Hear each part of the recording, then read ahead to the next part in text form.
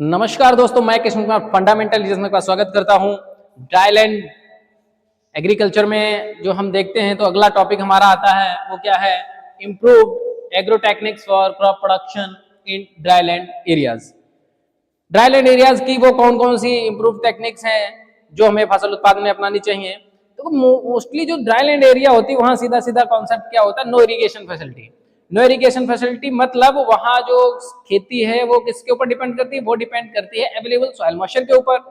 तो short moisture है, यानी कि वहां पर ऐसी फसलों की आवश्यकता है जो कम पानी में सरवाइव कर सकती हैं। ऐसा जड़ तंत्र हो जो गहरा जड़ तंत्र हो, वर्षा की विविधता है तो उसके जैसा वहां पर क्रॉप रोटेशन होना चाहिए, क्रॉपिंग सिस्टम होना चाहिए।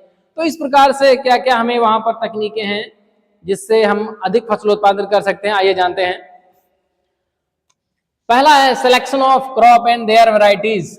ऐसी फसलों का चयन करना चाहिए। किन फसलों का चयन करना चाहिए? नंबर एक, लो वाटर रिक्वायरिंग क्रॉप। ऐसी फसलों का चयन करना चाहिए जो कम पानी चाहने वाली हो, जैसे मिलेट्स, आपका हो गया ज्वार बाजरा, ठीक है कि नहीं, आपका मस्टर्ड हो गया, ठीक है। तो ये क्या है, आपकी कम पानी चाहने वाली फसलें हैं। अरहर। दूसरा, शॉर्ट ड्यूरेशन की हो, कम अवधि वाली हो, क्योंकि वर्षा का जो है एरेटिक नेचर होता है जिससे पता ही नहीं चलता कब बारिश खत्म हो जाती है, तो शॉर्ट ड्यूरेशन की होनी चाहिए। दूसरा क्या है, elastic nature for time swing. ऐसा बिहेवियर होना चाहिए, लचीलापन होना चाहिए। आप चाहे अर्ली बोएंगे या उसको लेट बोएं, उसके ऊपर कोई प्रभाव बुवाई के समय का नहीं पड़ना चाहिए, इलास्टिक नेचर का होना चाहिए। ऐसी फसलों का चुनाव करना चाहिए। आगे पहुंचते हैं क्रॉप डाइवर्सिफिकेशन, फसल विविधीकरण। तो फसल विविधीकरण में सीधी सी बात है, किसी एक फसल को लेके नहीं चलना है, हमको क्या करना है, इंटर क्रॉपिंग या मिक्स क्रॉपिंग करनी है। क्या करना है, इंटर क्रॉपिंग या मिक्स क्रॉपिंग करनी है। साथ ही साथ कैसे किसको करेंगे, ऑयल सीड के साथ पल्सेस को रबी में, रबी सीजन में हम क्या करेंगे, ऑयल सीड के साथ पल्सेस को लगाएंगे तथा सैलो और डीप रूटेड क्रॉप को लगा सकते हैं। देखो ए इसलिए करते हैं क्योंकि सैलो और डीप रूटेड क्रॉप इसलिए लगा रहे हैं कि कहीं अगर वर्षा ज्यादा होगी तो वहां पर क्या होगा, हमारी जो शैलो रूटेड क्रॉप है वो खत्म हो जाएगी, लेकिन डीप रूटेड क्रॉप बच जाएगी। कम हुई तो वहां पर क्या होगा, डीप रूटेड क्रॉप बच जाएगी और शैलो रूटेड क्रॉप खत्म हो जाएगी। तो ऐसी दशाओं के लिए, मतलब रिस्क जो है उसको कम करने के लिए हम क्या करते हैं, शैलो और डीप रूटेड क्रॉप को एक साथ ग्रो करते हैं। इसके बाद आता है क्रॉप सब्स्टिट्यूशन, फसल का सब्स्टिट्यूट के रूप में लगाना। तो हम सब्स्टिट्यूट किसका करते हैं, replacement of crops with more efficient crop. ऐसे फसल के साथ रिप्लेस करते हैं जिसका उत्पादन अच्छा हो, ऐसे के साथ नहीं करेंगे जिसका उत्पादन कम हो रहा हो।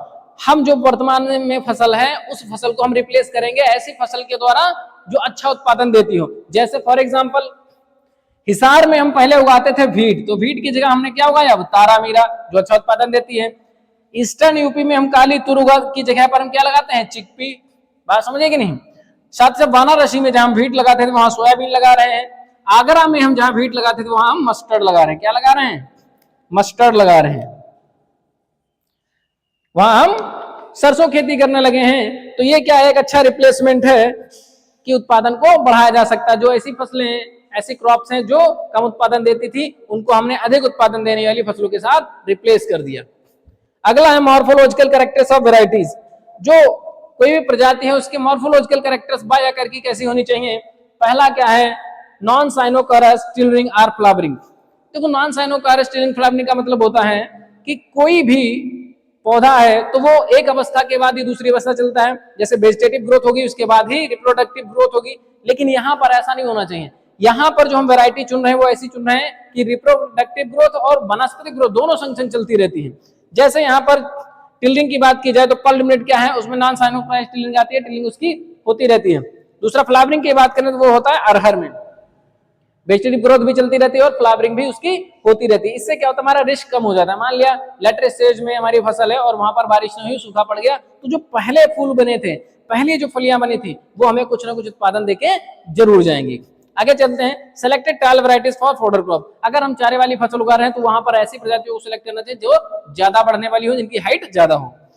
इसके बाद क्या, शॉर्ट टर्म डोरमेंसी। देखो डोरमेंसी भी होनी चाहिए, कुछ अल्प अवधि के लिए सुसुप्तावस्था भी होनी चाहिए, जिससे कि कभी कभी बरसात हो जाती है फसल अवधि के दौरान तो उससे हमारी फसलों में जर्मिनेशन ना हो, मतलब सीड जो है वो हमारा जर्मिनेट ना करे। इसके लिए उनके अंदर शॉर्ट टर्म डोरमेंसी होनी चाहिए, जैसे ग्राउंडनट, मूंग और उर्द में होनी चाहिए। इसके बाद क्या है, वैरायटी शुड बी है।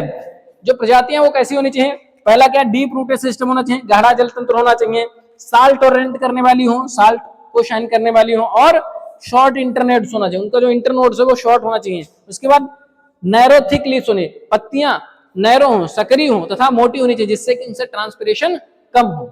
आगे हम बात करें एफिशिएंट क्रॉपिंग सिस्टम की, तो जो क्रॉपिंग सिस्टम है वो हमारा दक्षतापूर्ण होना चाहिए। सबसे पहली बात तो depends on soil type and growing season. जो क्रॉपिंग सिस्टम होता है वो मृदा के प्रकार तथा ग्रोइंग सीजन के ऊपर डिपेंड करता है। नंबर 1, 20 वीक्स, अगर हमारा ग्रोइंग पीरियड जो है 20 हफ्ते का है तो वहां पर हम एक फसल या मिक्स क्रॉपिंग लेंगे। अगर वही हमारा ग्रोइंग पीरियड जो है 20 से 30 सप्ताह का है तो वहां पर इंटरक्रॉपिंग लेंगे। और अगर वही ग्रोइंग सीजन हमारा मोर देन 30 वीक्स का है तब हम वहां पर डबल क्रॉपिंग या इंटरक्रॉपिंग लेंगे। आपको ये ध्यान रखना है कि हमारा जो सीजन है, हमारा ग्रोइंग पीरियड वो कितने दिन का है, 20 वीक का है तो हम वहां पर सिंगल क्रॉप लेंगे या मिक्स क्रॉपिंग लेंगे। 20 से 30 वीक का है तो इंटरक्रॉपिंग लेंगे। और अगर मोर देन 30 वीक का जा रहा है तो वहां पर डबल क्रॉपिंग और इंटरक्रॉपिंग हम ले सकते हैं। इस आधार पर हमें क्या करना है, क्रॉपिंग सिस्टम को मैनेज करना चाहिए। अगला क्या, टिलेज रिक्वायरमेंट। तो टिलेज रिक्वायरमेंट में हम ऑफ सीजन टिलेज को करते हैं। ये हमारा बहुत महत्वपूर्ण टिलेज है। ये क्या करता है, हार्ड पैन को भी तोड़ता है, साथ ही खरपतवार को भी नियंत्रित करता है, इसलिए ऑफ टिलेज यहाँ पर बहुत ज्यादा आवश्यक हो जाता है। अगर हम बात करें सोइंग ऑफ क्रॉप की, तो फसलों की बुवाई कब करनी चाहिए, सोइंग जस्ट आफ्टर टिलेज। जैसे हमने टिलेज किया, हमको क्या करना, बुवाई कर देनी चाहिए। उसके बाद क्या है, ब्लैक सॉइल सोन जस्ट बिफोर रेनफॉल।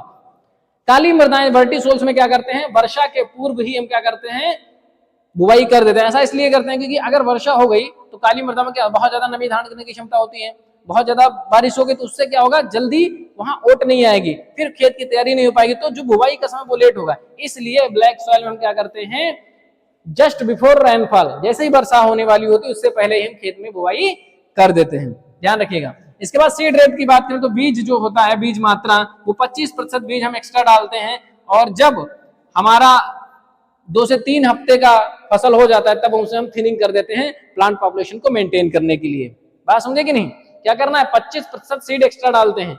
जो 25% सीड होता है वो सामान्य की दशा से ज्यादा डालते हैं और 2 से 3 सप्ताह के बाद हम उसकी थिनिंग कर देते हैं, मतलब उसमें से विरलीकरण कर देते हैं, एक्स्ट्रा प्लांट पॉपुलेशन को बाहर निकाल देते हैं प्लांट पॉपुलेशन को मेंटेन करने के लिए।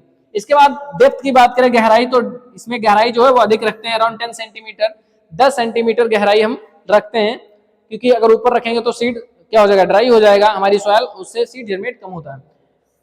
यहां पर क्या करते हैं, मे गो टू रीजन फरो मेथड, इस तरीके से हम रीजन फरो मेथड का उपयोग करते हैं, रीजन फरो मेथड का उपयोग करेंगे। फर्टिलाइजर रिक्वायरमेंट की बात करें तो फर्टिलाइजर रिक्वायरमेंट जो हमारा इरिगेटेड कंडीशन होता है उससे आधा मात्रा में देते हैं। सिंचित दशा में जो हम फर्टिलाइजर देते हैं उसकी तुलना में हम आधा फर्टिलाइजर ड्राईलैंड एग्रीकल्चर में देते हैं, ठीक है कि नहीं। कैसे देंगे, 3 से 4 स्प्लिट डोजेज में देंगे, कहां, खरीफ क्रॉप्स में, जबकि रबी की सीजन में हम 75% नाइट्रोजन बुवाई के समय देंगे, शेष 25% जो है वो हम कब देंगे, फोलियर एप्लीकेशन के रूप में देंगे, पर्णी छिड़काव के रूप में देते हैं, ठीक है कि नहीं, क्योंकि वहां नमी की कमी हो जाती है इसलिए। इसके बाद हम बात करें प्लेस ऑफ फर्टिलाइजर, कब फर्टिलाइजर हम प्लेस करना चाहिए, तो 7.5 सेंटीमीटर बिलो द सीड, बीज के 7.5 सेंटीमीटर नीचे में क्या करना, फर्टिलाइजर देना चाहिए। बात समझे कि नहीं। इसके बाद आते हैं वीड मैनेजमेंट की बात, खरपतवार प्रबंधन। तो खरपतवार प्रबंधन के लिए क्या है, ऑफ सीजन टिलेज जो है मस्ट होता है, जो हमारा ऑफ सीजन टिलेज है उसको करना बहुत आवश्यक होता है, उसके बिना जो है ये सब अधूरे रहता है, क्योंकि वहां पर इंटीग्रेटेड मैनेजमेंट होता है वीड्स का, इंसेक्ट्स का। तो इसमें क्या करना है, फर्स्ट जो वीडिंग होगी, फर्स्ट 25 डेज बहुत महत्वपूर्ण होते हैं, कब, जब हमारी फसल 90 से 100 दिन की होती है। 35 दिन जो होते हैं खरपतवारों के लिए बहुत ज्यादा इंपॉर्टेंट होते हैं, जब फसल हमारी 135 दिन की होती है, are sensitive to the weeds. बात करें वीडिंग की तो 2 वीडिंग्स करते हैं, 2 बार खरपतवार प्रबंधन करते हैं। नंबर 1 3 से 4 वीक आफ्टर सोइंग, दूसरा क्या है, सेकेंड वीडिंग 6 से 8 सप्ताह बाद वीक आफ्टर सोइंग। इसके बाद बात करें हम इसमें हर्बिसाइड भी यूज करते हैं, वैसे हर्बिसाइड का यूज करते नहीं है क्योंकि इतना मॉइस्चर होता नहीं है, लेकिन जो करते हैं वो क्या है, use atrazine at the rate 0.25 kg AI per hectare, ज्वार बाजरा मक्का में प्रयोग करते हैं, जबकि फ्लूक्लोरेलिन जो है उसका 0.75 AI पर हेक्टेयर ये पल्सेस और ऑयल सीड में करते हैं। एक्सपेक्ट जो हमारा ग्राउंड नट होता है उसको छोड़कर, ग्राउंड नट में क्या प्रयोग करते हैं, ग्राउंड नट में हम पेंटेमिथिलीन का प्रयोग करते हैं 0.80 kg AI पर हेक्टेयर का। तो ये कुछ हमारी इंप्रूव एग्रो टेक्निक्स हैं जो हमारे ड्राईलैंड एग्रीकल्चर में अपनाई जाती हैं। आशा करते हैं लेक्चर आपको अच्छा लगा होगा। एक बात महत्वपूर्ण है कि अगर आपको कोई भी सवाल समझ में नहीं आ रहा है, कोई भी चीज आपको समझ में नहीं आ रही है, तो आप कमेंट बॉक्स में जरूर पूछिएगा, आपका कमेंट मैं इंतजार कर रहा हूं, जरूर करिएगा और दोस्तों तक अपने शेयर जरूर करिएगा। चैनल को सब्सक्राइब नहीं किया तो चैनल को सब्सक्राइब कर लीजिएगा। धन्यवाद।